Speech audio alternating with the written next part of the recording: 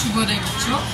देखिए प्रवेशिका पेपर 2 में व्याकरणांश 50 अंक के लिए 25 अंक के लिए यहाँ देखिए प्रश्न है पृष्ठ संख्या 150 पृष्ठ संख्या और प्रश्न है व्याकरण किसे कहते हैं।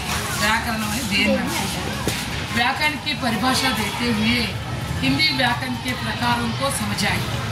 देखिए व्याकरण देन अंटाరు వ్యాకరణం పరిభాష చెప్తూ అబ్రివేషన్ ఏంటో చెప్తూ हिंदी व्याकरण యొక్క రకాలు ఏంటో చెప్పండి అని ప్రశ్న అడుగుతారు। దీనికి సమాధానం देखिए बच्चों, भाषा को शुद्ध रूप से बोलने या लिखने के नियम निर्धारित करने वाला శాస్త్ర వ్యాకరణం। భాషని తప్పులు లేకుండా పలకడం లేదా రాయడం కొన్ని నియమాలు ఉంటాయి। ఎలా పడితే అలా పలకూడదు, ఎలా పడితే అలా రాయకూడదు। అలా ఒక నియమబద్ధంగా రాసేదాన్ని ఆ శాస్త్రాన్ని వ్యాకరణము అంటారు। देखिए हिंदी व्याकरण के 3 प्रकार है। कितने प्रकार है बच्चों? 3 हिंदी व्याकरण 3 రకాలుగా ఉంటుంది। వర్ణ విచార్, శబ్ద విచార్, వాక్య విచార్।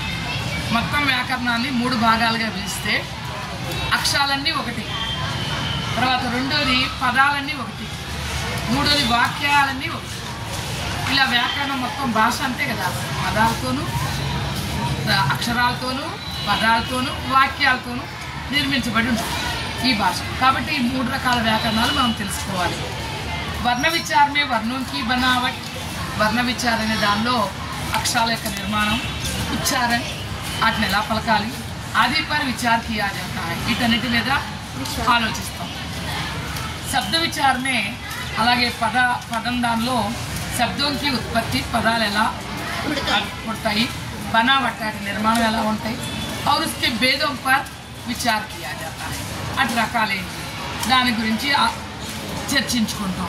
దానిలో వాక్య విచారమే వాక్య నిర్మాణంలో వాక్య రచన, వాక్యాలు ఎలా నిర్మించుకుంటాం, उसके भेद వాటి ఎన్ని రకాలు అవి, ఆ ప్రయోగం పర్ విచార్ किया जाता है। వాటిని ఏ విధంగా ప్రయోగించాలి, వీటి మీద మనం దానిలో ఆలోచిస్తాం।